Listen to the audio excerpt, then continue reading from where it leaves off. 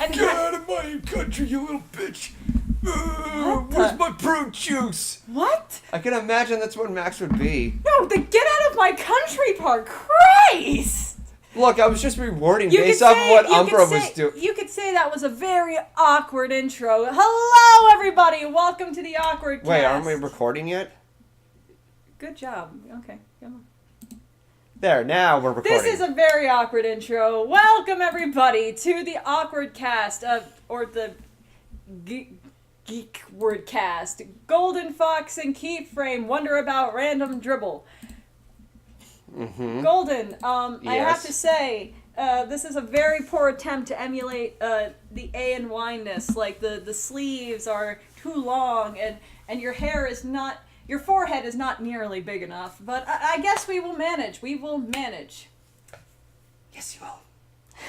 So, tell us, Golden, how was your last week? What did you do last week? Wait, I'm going first? Yeah, you go first, because I have a lot more to say. Alright, well, then in that case, give me a second, let me transition. Alright, so, throughout last week, it's probably not as exciting. I was putting together a shit ton of vlog videos, including when I went to BronyCon back in August. So, finally getting around to it, I went and, pretty much made all of, would you look at that? I forgot that one little thing right there. So now we're live! Yeah. Long story short, I assembled together a bunch of vlogs, with my experience at BronyCon, and I finally posted them up last Friday, and for the past couple of days, I've been posting up one other vlog after another, one of which was when I got to walk in the streets of New York City with her. Hi. Yeah.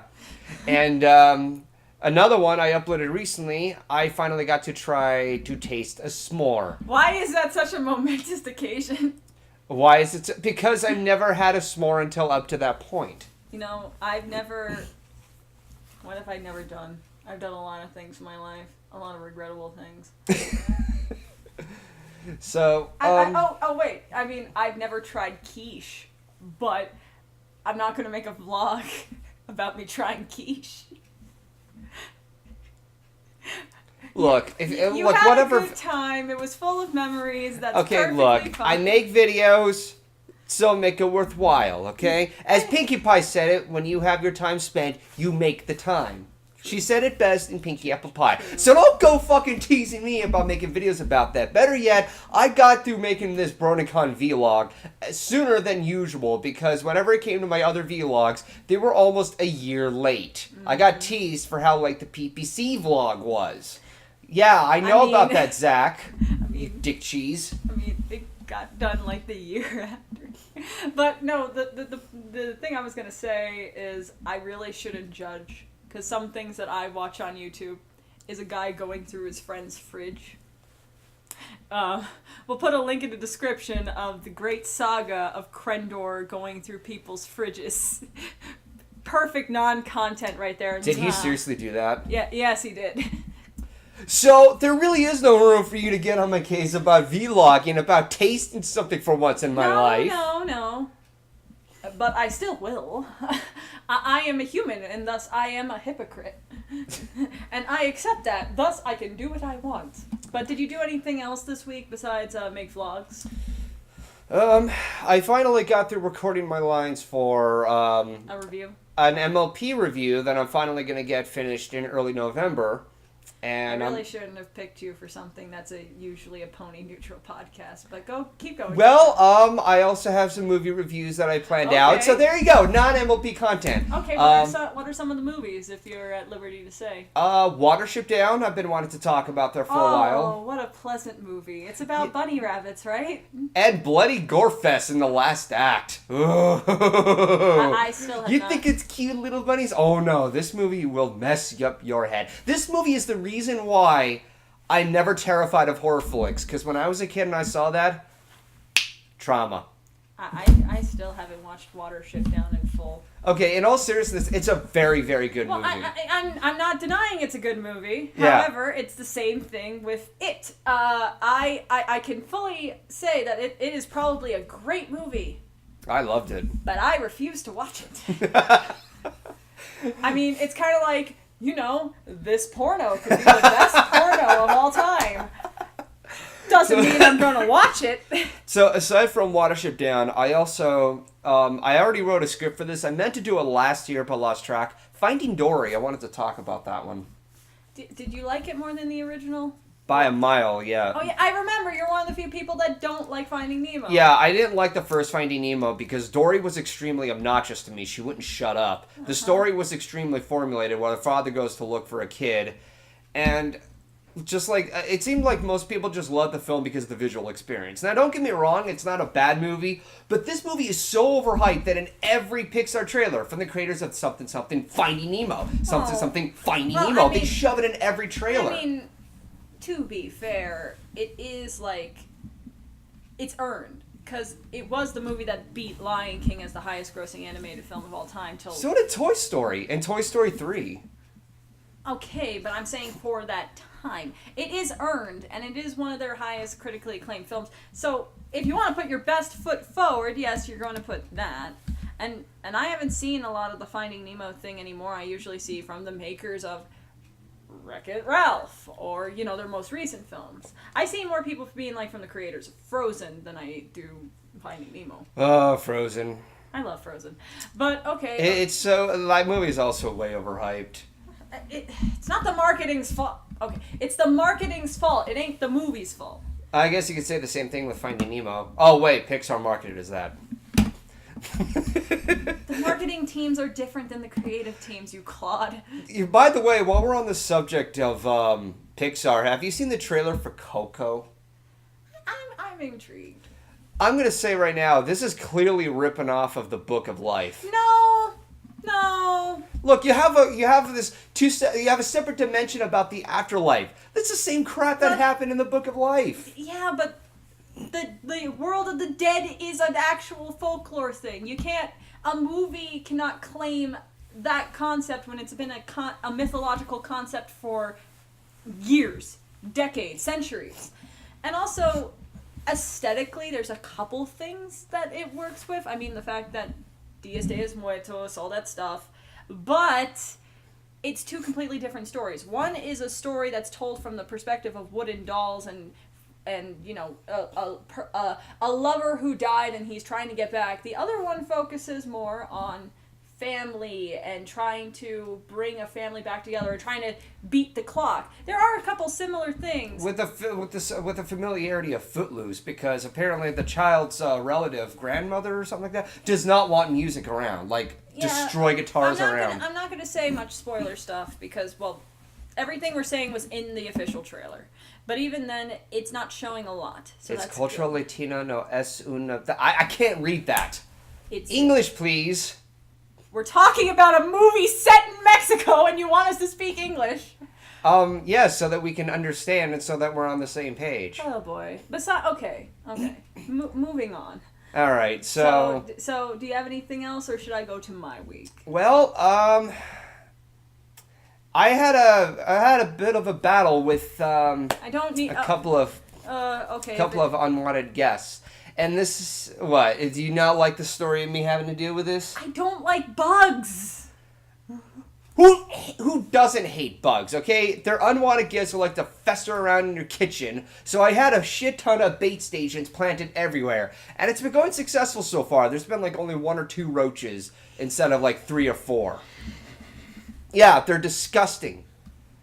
Sooner or later, I'm going to get an exterminator and just clear out the kitchen. But in the meantime, I have to deal with this until we can afford one. Are you done? Yes, I am done. Now, considering that I have to change the page, you go right ahead. Cider Fest. Oh, wait. We're not at media yet. Okay. Preface. I have 3 fears in my life. Elevators. Clowns. And We're no longer strangers now, are we? And Roach, you will shut up. The difference between you and Max is that Max has an ocean protecting him from my wrath. You don't. Either way, and roaches. I hate all of them, and if they were put together, I think I may die. Anyway, I'd stick a match in there and watch them all burn alive. I would be in elevator when it's on fire. Why would you? I said if you combined all three. So hypothetically, I'd be in an elevator full of roaches and clowns, or the roaches are dressed up like clowns, which I don't know which is worse. Okay, look, I thought you meant like if all the roaches were like grouped together in a jar or something. No. How do you get jar from... Anyway, my week. I was at Ponyville Cider Fest, which was really, really fun. And it was my first con since a lot of personal stuff. And I was legit worried how it was going to go. But it went really surprisingly well. So on Wednesday, we flew to Chicago. And we stayed with Toon Critic. Well, we didn't stay at his house, but we visited his house. Mm-hmm. And we cooked, and we did things like... Blissy really likes baking, and I like baking. Hey, I like cooking, too. So she made, like, these peanut butter blossom cookies. Which are, yes, they are delicious. And they are... Sooner or later, I would want to have a visit, or, like, have her visit our apartment, and then she can make us peanut butter balls. Well... blossoms, but whatever. And then I made my tie-dye cupcake things, which a lot of people get weirded out when I say the recipe, and then they're surprised that it tastes good because it's a cake mix. So whether you make it from scratch or you get the box, and soda, and that's it. Soda. Well, it's because lemon lime soda, to be specific. You can't put Coca-Cola in. I was gonna say. No, lemon lime soda because it's so like Sprite or 7-Up. Yeah, because it's the acidity. Okay. Like there's certain, I think it's the acidity of the soda or something about it. So when you put different colored batters in there, like you tie-dyed the batter, the color stays separate. It doesn't become like one brown mush. But yeah, so we did that, and then we went out to eat. I tried actual Chicago deep dish pizza, and I still find it disgusting. Deep dish pizza is the dumbest idea in the entire fucking world. No. I could see the rage off of Toon coming off of him right now. He can't even eat pizza. So why is he mad? He's allergic to tomatoes. But like, no, the thing is, I don't get deep dish pizza because it's like a bread bowl for like soup, except it's crust. And they put the sauce on top of cheese, and it feels like a person who's never made pizza like the guy from Ratatouille that Remy controls tried to make a pizza, and he made that, but somehow he got successful. The contents of it was fine, like I basically scooped it out, but it's like, if I wanted a bread bowl, I would order a fucking bread bowl and just get a block of cheese, because that's what it was. But, aside. Then on Thursday we went to Milwaukee, where the con was held. And we were setting up and stuff. I was selling prints. I was selling me and Sam Lyon's shadow boxes and cutouts and things like that. I was calling him throughout the entire thing because he was driving from Philly to Milwaukee. Uh-huh. And I was like, hey, something's got damaged in transport, like frames. And surprisingly, not the fragile glass shadow boxes, the plastic frames of the flat cutouts. And you know what? That doesn't sound surprising because given how fragile they are compared to shadow box frames. I don't know how. I would think the thing made out of glass would be more fragile, but day one passes on. We go to the. We're at the vendor hall, and they had a specific time for guest of honors, so, like, show people to come in and look at stuff. Mm-hmm. Nicole Oliver looked at my Celestia painting and said she liked it, and I had a bit of a squeal. Shut up.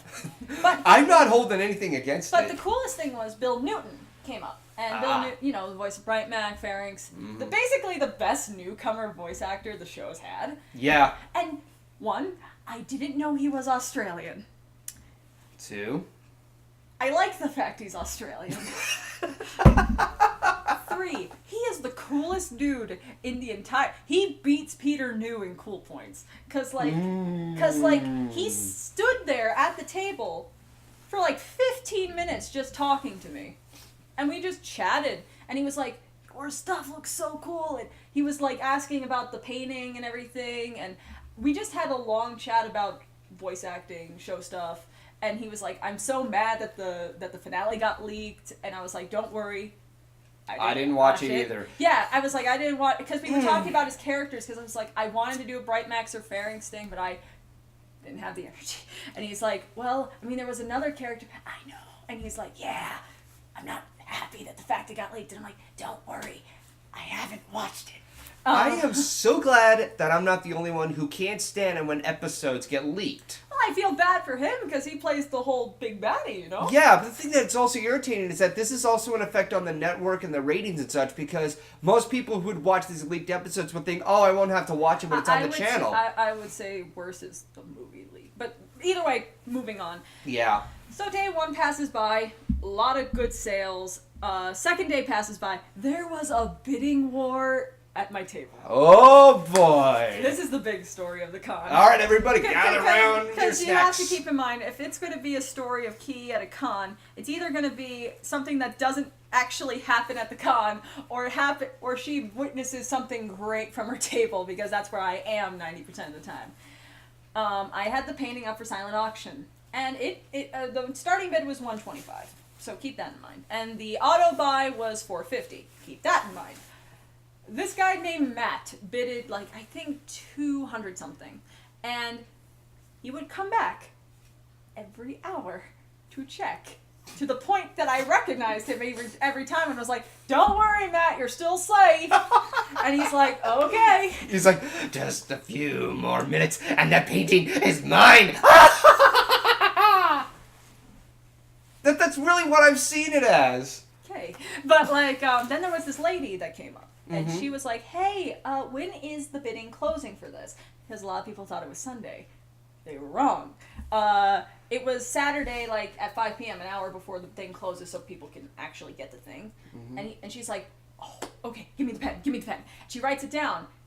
And she stays at the table. This is a dedicated person.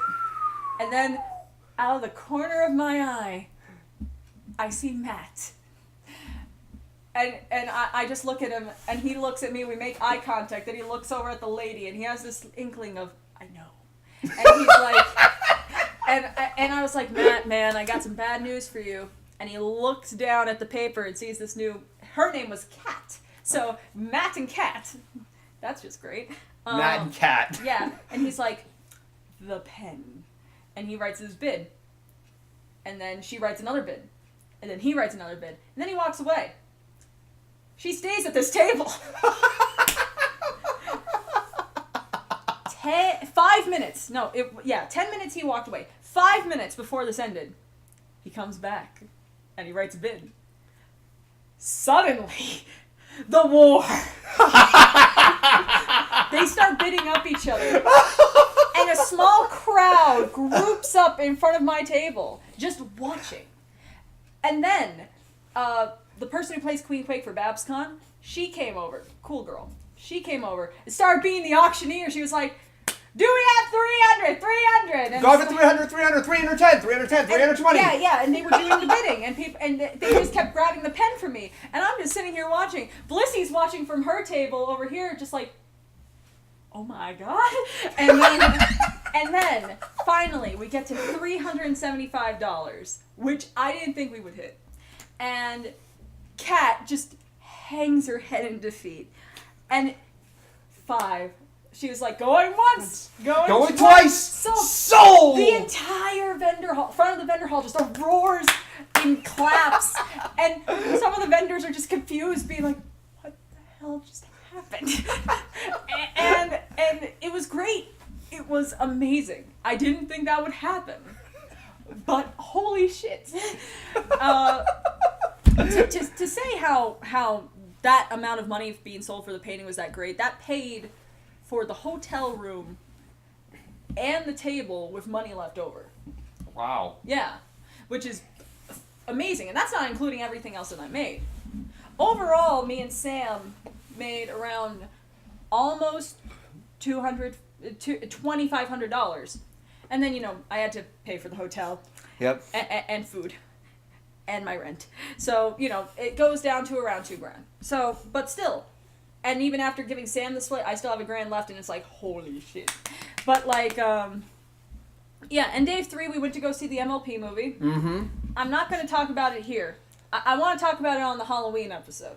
Next week. Because I got words about this movie. Yes, prepare for the terrifying thing. Talking about the MLP movie. Well, the thing is, I like the movie. However, I have some things to say about Tempest, and I have some things to say about the animation. Not all good. But, wow. not all bad, though. People think that I'm a Tempest hater. I'm not. But overall, super fun con. I'm still exhausted. But I have to make stuff for EQLA. And that's just great. But, yeah. So that was my week. So I guess we get to move on to media. And Grubber can fuck off. I kind of like him. Oh, now you're suddenly... I don't know. I've rewatched his moments. Him by himself is fine. No, we're talking about... Yeah. There we go. So yes. Media. All right, so media-wise, this is something that I kind of saved for what's been happening last week. After I finally got paid, I finally decided to invest in the last 2 days where I can get this album of Ninja Six Party's Under the Covers Volume 2 that will also include a poster. Now, if you don't know who Ninja Six Party is, what the hell is the matter with you? You've probably been living under a rock. But they're a comedy band, blah, blah, blah. They're from Game Grumps. Yeah, I think you would know the rest. But they've recently put together an album that is yet another set of cover songs. They've already released like 3 music videos. Pour Some Sugar on Me from Rocket Man and The Heat of the Moment by Asia. So I've been very impressed with the work that they have so far. I know it's kind of silly that we're getting psyched up about watching this group putting together a couple of cover songs of songs we already know of. But the thing that's interesting about them is how they put their own spin on these songs. I really like their cover of Pour Some Sugar on Me.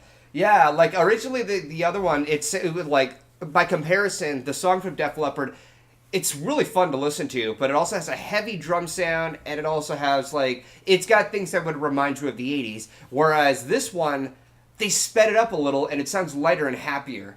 I think the thing I love about the comment section for the Pour Some Sugar on Me video. Oh my god, what? Well, the thing is, in this video, you have Ninja Sex Party and Tupperware Remix Party. Inside the freaking gingerbread house. Inside the gingerbread house. While you have some very attractive women with candy bras and candy shorts seductively licking lollipops. Which is nothing less of what I would expect from these two dorks. But the comment section is all about how people want to fuck Danny. And I'm like, and people are like, you know what? I am a straight male, but I will take Danny's dick into my mouth until completion. And I'm like, this is a power, Danny, that I don't know you can control. Holy shit! I didn't expect that to happen. I love it. I love the Ninja Sex Party fan. Like, I could have made jokes about that, but just like, in all seriousness, just something about Danny, he brings a certain magic behind the camera. That, just like, his freaking laughter, every time I hear him laugh. Yeah, I mean, everyone should listen to NSP. At least once. Yeah. Because the thing, and not just their cover songs, obviously. Obviously, because, I mean, they're a comedy group. I think that's the amazing thing, is a comedy group making legit cover songs, yeah. That's the thing, because you see a lot of parody people and stuff on The Key YouTube. of Awesome. Well, okay, The Key of Awesome's a good example, but you see a lot of other parody people, and not going to name drop and stuff because, you know. But like, they're not they're more funny for the, for like, oh, let's take a jab at the musicians and all that stuff. Meanwhile, you have stuff like NSP and Weird Al, stuff like that, yeah, where they make comedy songs that are funny, but they also have legit talent behind them, and they are just legitimately good singers. I will definitely point this out. If you are going to listen to the original NSP music, listen to 6969. Oh, I would say listen to Cool Patrol. Cool Patrol. Cool Patrol is the best one. Okay, but, second choice. Or Attitude City. Attitude City was fun. I mean, okay, people leveling with you. A lot of their songs are about Danny's inability to get laid. Oh, yeah. Or about his schlong. But it's funny, and he does, and also Or a lot periodically getting his ass kicked by Ninja Brian. And a lot of the songs are also like, let's make a song about being super nice cinnamon rolls in the world of Attitude City, or hey, we're going to make a heavy metal song about cookies. It's like cookies. They're the taste of pack, but like cookies. Pass the milk, please. If you liked our samples. But, no, I've heard some of this stuff because he hasn't listened to some of the songs, but I have of the new album. They're really good. Especially Africa by Toto. That was... I am waiting until the CD comes out so that way I can legitimately listen to the entire track. I'm a dirty streamer. I will listen to it when I want. I don't want to spoil myself with all the rest of the tracks. I want this kept hidden for the time being until I get the album. You're gonna be pleased. I'm gonna be really excited to listen to this in my car and everything. Yeah. Yeah. So originally, I was gonna talk about Michael Jackson. Are you serious right now? Yep. Well, you're gonna talk about Michael Jackson because I went to the trouble of setting everything up. But I want to talk about Big Mouth. No. Big Mouth is garbage. No, it's not. It's ugly. I felt uncomfortable watching it, and I don't care if it was supposed to make you feel uncomfortable. Just because it does something negative to you does not mean you're going to be entertained. Okay, I guess I'm going to be talking about Big Mouth next week instead of the My Little Pony movie. But... How much longer are you going to wait until you talk about My Little Pony, the movie? Well, I'm I think that's something a little more primary. I'm writing a video about it. But anyway, I'll talk about Michael Jackson then. Yeah. I think this is like the second time I've talked about Michael Jackson on the show. Either way, I've been watching a lot of his music videos and stuff recently, but more so I've been watching his live performances. Because it's intriguing. I mean, of course, seeing someone live and seeing a music video of someone, two completely different experiences. Mm-hmm. But MJ is like two of the best experiences because he pioneered the thing of music videos having a story. Mm-hmm. Even like with Billie Jean, there's a story to it. Not a great one, but there's a story. Billie Jean's not my life. Then Beat It has a story. Mm-hmm. And then Thriller just blew the top off. Oh yeah. And then you got. I'll say this one is going to be a specific link in the description. I watched the music video for Bad, and a lot of people think the Bad music video is at most the moment where like he's in the subway train and it's like, hey, you is that what they taught you in that city school of yours? Oh, get off me, man. Stop. Like what they parodied in the Weird Al video. Oh, yes. But in reality, it's like a 15-minute long short film with Wesley Snipes, and it's amazing. Well, that's the same thing with Thriller. Thriller was like 15 minutes. Well, yeah, but people know Thriller for the big video. I feel like more people know the version of Thriller that's the music video with the dance break than the actual album version of the song, where it's like night creatures fall in the depths with the extra verse. But like Bad had like this full short film, and I was like, I haven't seen this before. How have I not?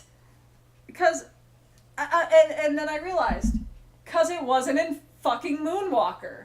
They had the kid version in Moonwalker. Oh. While they had the full version of Smooth Criminal in Moonwalker. And I'm like, I would argue you could take out the kid version and put in the normal version, and it would be a better movie. But it still wouldn't make sense, but it would be a better short film compilation.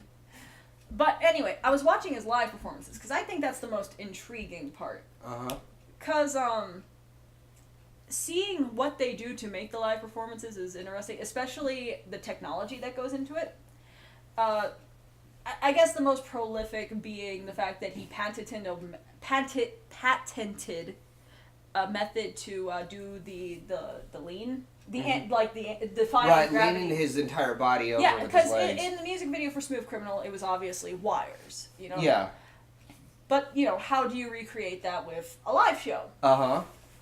What they did was that the stage had an extra platform on it. Mm-hmm. And he had holes in his shoes, at the bottom of his shoes. Right. And then, you would go on a specific spot on the stage, which, great choreography right there that you get to the right spot on the stage, because I imagine if you didn't. Ouch. So. And then these screws would come up. And would hook up into the shoe? Hook up into the shoe and you can do the lean. Okay, yeah. Wow, you have to be so precise on that. Holy I know, crap. and he designed it. Well, along with, a couple designers, but he was part of the creation process. And I found that so intriguing. And then also just watching all the stuff for This Is It, the tour he was supposed to do before he died. Right. Because there was so much, immersive stuff that they were going to do. Like, they had a suit that down the leg and the side and the glove and stuff, it had a bunch of LED lights that you can control with a computer. So you are literally a walking light show. Mm-hmm. And then they had a suit made out of crystals. This is where I find something impractical for a live show. Okay. Apparently, there were so many crystals on it, and obviously crystals reflect light. Mm-hmm. You have to look at that suit with sunglasses. I'm like, I have a question, good sir. I have many questions. Well, just one. Do I have to sign a waiver before going in case I go blind from looking at Michael Jackson's bejeweled crotch? Or if you're like a victim who could suffer a seizure? No, there wouldn't be a seizure thing with that. It would be purely going blind. Okay. But I don't know. It's just I love watching his live performances because obviously you can debate on whether Michael's singing got better over time or worse. The musicianship of it. Mm-hmm. You can't deny his dancing just got better and better. His choreography, yeah. He was.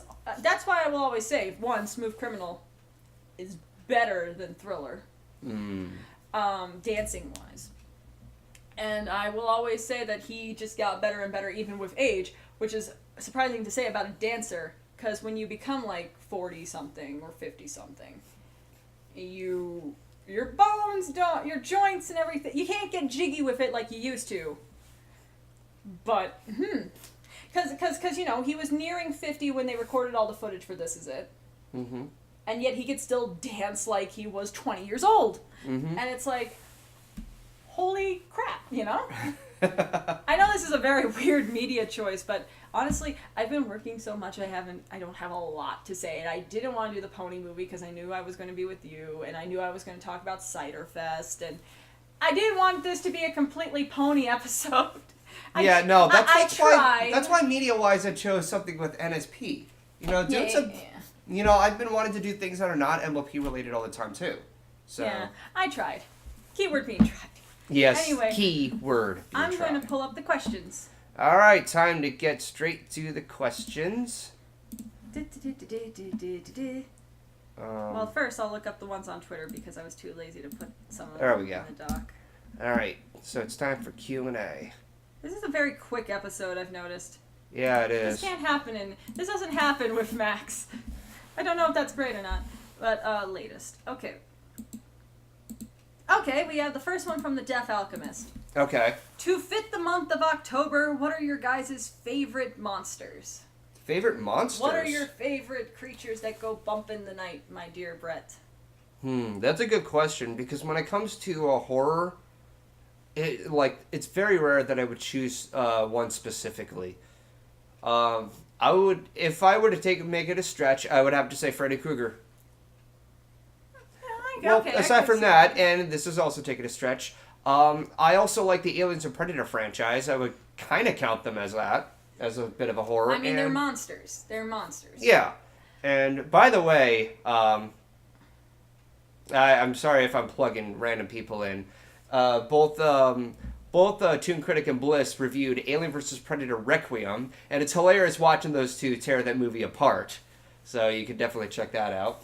Just put more work for Max by putting links in the description. Well, that's what he gets for being a troll to us.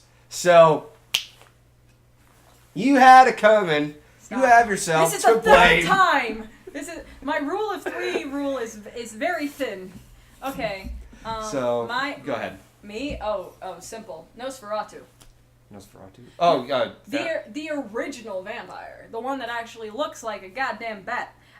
He's terrifying looking, and he's one of the most influential films. Horror okay, films so you genre. definitely have something much more old school. Well, the thing is, I'm a huge fan of horror and psychological horror and stuff like. I'm not a huge gory person, but I'm a huge fan of horror. The thing with horror, Go ahead. And I'm also a big fan of classic spooks. Oh. I love old horror movies, especially the bad ones. Okay, so as for me about horror movies, like why I would choose like Freddy Krueger and such, whenever it comes to horror films, and this is something I could go on a bit of a tirade about, they try too hard to scare me. Especially movies nowadays, it's dark and depressing and everything is shot in blue and grayscale. Like, look, if you want a good example of a fun horror film that's from roughly around our period of time, go look at Evil Dead 2, okay? It's funny, it's stupid, but good God, is it a good time. That's not the point of a horror movie. The horror movie's supposed to make you feel the spoops. Well, Evil Dead 2 does that. It does have funny moments, but it also has terrifying moments. I've never been terrified of Evil Dead 2. Hey, and a hand comes to life and it's like attacking you, punching you, smacking your face multiple times with plates? Really? Or the mannequins coming to life? I would have been freaked out. Okay, but for the more serious one, I was into Freddy Krueger because of the supernatural and that he would appear in different directions and he would have full advantage of your dream and you have no control. And that's what's terrifying, is that you have no control over how you feel or how you're going to, think things through because you're in a dream. Yeah. Okay, so next question. Okay. In your opinion, what superpower is the least useful from Spoopy Ninja? The least useful superpower? The heart ring from Captain Planet? Does that count? I think that counts. It's like wind, water, heart, go planet! No, it's just like, you have someone who can level the earth. You have the power, you have Storm's powers of making tornadoes. Mm-hmm. You can make tsunamis if you wanted to. Fucking fire! Heart! The great thing is, if people haven't watched OKKO, they have a Captain Planet episode where they brought back Captain Planet. And they had the heart ring. And for once, the heart ring was kind of useful, but they still point out how it's dumb. But as like an actual superpower that I think is the least useful, invisibility. Invisibility? Follow me on this. Okay. Invisibility's fun until you have to go back to being visible. Cause invisibility would make your skin, obviously, your skin and muscle, invisible. Mm-hmm. Not your clothes. So if you have to go visible, or it's a power that you don't do passively, you have to concentrate on it. If you get hurt and your power starts to fizzle out. This is easily I don't know why, but this is easily reminding me of the movie Hollow Man. I have not seen Hollow Man. Okay, Kevin Bacon, the character, was a science project, and they injected him with something, and his body completely went, completely invisible. They tried to reform him back to his normal self, but apparently things got out of hand, and he completely went psycho. So, you have an invisible killer. Great job, scientist! Okay. So, what to you is the most useless power? The most useless power? Well, apparently I can't choose heart because you already picked that. Yes. Because here's the thing, I don't pay too much attention to superhero movies. So, I would once again have to take it as a stretch. Okay. I'm listening.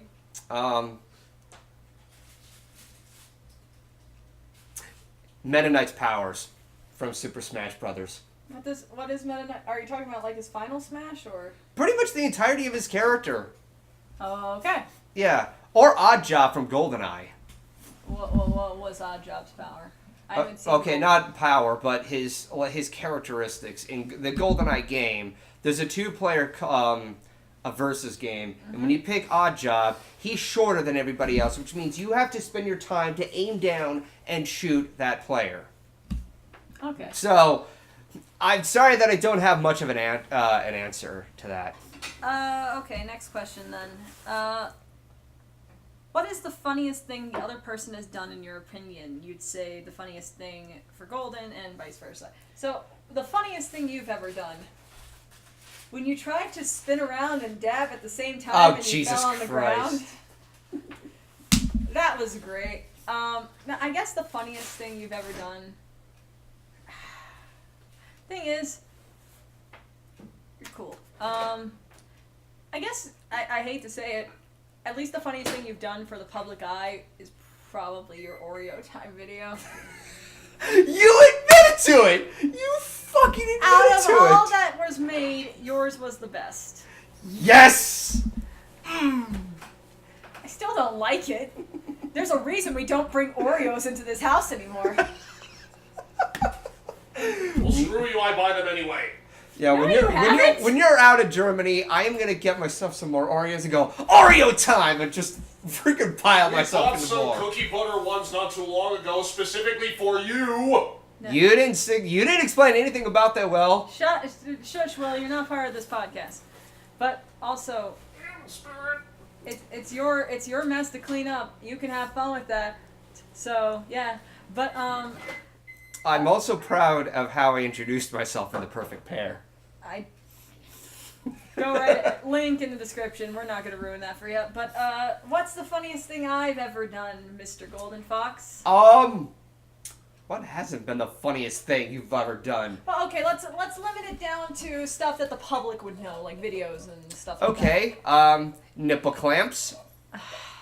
Okay, something besides that, because I don't even find that funny. If you don't find it funny, why'd you do it?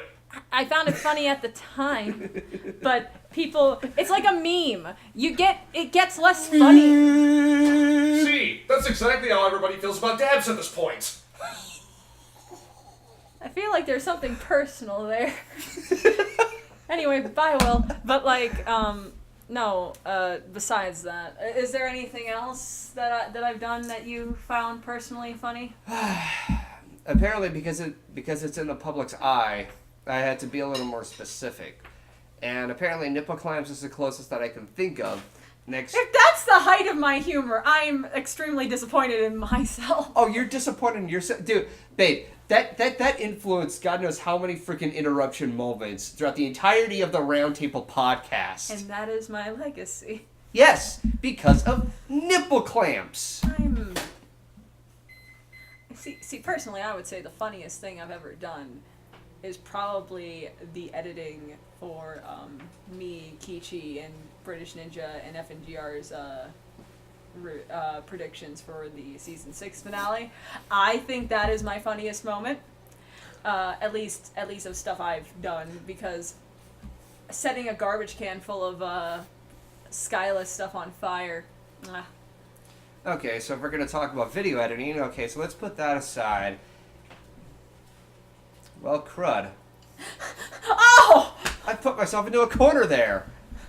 Well then. Awesome. Next question. Oh, We've learned something. I just hope I didn't hurt your feelings or No. anything. No, you didn't. By the way, I'm taking this jacket off. I'm sweating I in this. hang out with ANY on a regular basis. My feelings have the inability to get hurt anymore. Do you have feelings to begin with? Exactly. Whoa! Exactly. Golden, you are not the same humor that I am. No. But, okay, this is a question for me. Key, if ANY and Golden had a shirt-off competition, what would be your emotional state and who would you pick to win? This is a very specific question. Why would that question even be asked? To make me uncomfortable. Shirt off. So would they be making shirts? Because it's a shirt off. So is it like a cook-off? So you have to cook something. So you guys have to make shirts.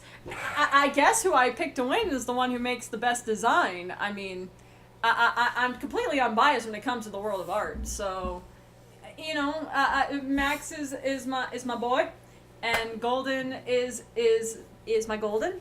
Yep. But if one of them makes a crappy t-shirt, then they make a crappy t-shirt. So there's your answer right there. Let me get the next question. Oh my god. Alright. Some of these questions may be from the Emerald podcast, but I wasn't there, so they count as new questions. How many questions are there total? We just have a bunch of them. Okay. Can there possibly be... Okay, Will, I'm prefacing this right now. You cannot shout for this question. Can there be anything worse than the Emoji Movie? Don't. Chicken Little. Really? You still think Chicken Little's worse? Yes, because Chicken Little was a bad direction to the Disney company in its dark ages. The Emoji Movie was just a stupid idea to begin with that got deservingly a 0% on Rotten Tomatoes and then just stayed below 10. I still need to watch the Emoji Movie. I mean, at this point, you can only get it like by watching the pirated Or another movie that would compete with the Emoji Movie, and I know this is taking it a bit of a stretch, the My Little Pony movie with the schmooze. Because that movie got me so legitimately angry after What are I you finished talking it. about? That's one of the greatest comedies ever written. Next to Twilight. Thanks, Will. But I don't know. I honestly don't know. Because I haven't seen the Emoji Movie, so I can't say like what level of bad it is. I guess The Boss Baby, because The Boss Baby is made by what is supposed to be a competent studio. I think it's worse when a competent studio makes terrible, terrible movies than when a studio that usually makes mediocre to bad movies makes a bad movie. Because, let's face it, what has been the good thing Sony has made besides, like, Cloudy with a Chance of Meatballs? Ugh. Oh, Max asked a question. Oh boy. What is the most romantic thing you have ever done for each other? Oh, that's not a bad question. I bought him a SNES. And I made a video explaining how much I love Chrissy. Oh, shush.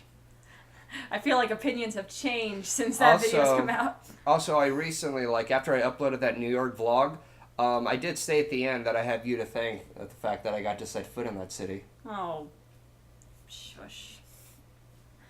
Love you. I love you too. Gross. But no, I guess the most romantic thing I've ever done for you is that I got you a SNES on our first anniversary.